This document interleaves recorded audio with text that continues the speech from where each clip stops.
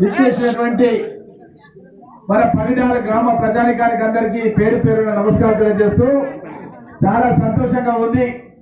గతంలో పరిగి నియోజకవర్గ శాసనసభ్యుడిగా ప్రచారం ప్రారంభించినప్పుడు నేను పగిడాల గ్రామం నుంచి, ఎందుకంటే ఇది మొట్టమొదటి గ్రామం, మనం ఇక్కడ నుంచే ప్రచారాన్ని ప్రారంభించిన సందర్భాలు చాలా ఉన్నాయన్న విషయాన్ని మీ అందరి దృష్టికి తెలియజేస్తూ ఈ గ్రామ అభివృద్ధికి తప్పకుండా శాయశక్తిగా నేను ప్రయత్నం చేస్తా అన్న మాట కూడా మీకు అందరికి కూడా తెలియజేస్తూ,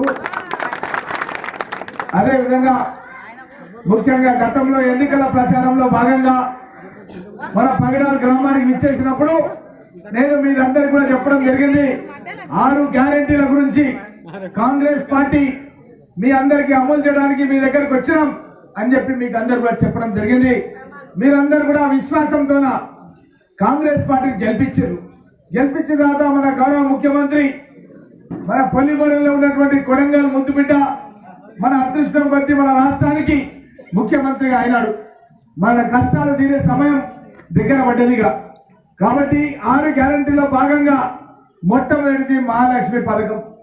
మహాలక్ష్మి పథకంలో భాగంగా మహిళా సోదరిమణులకు ఆర్టీసీ బస్సు లోపల వాళ్ళకు ఉచితంగా ప్రయాణం సమకూర్చడం జరిగింది.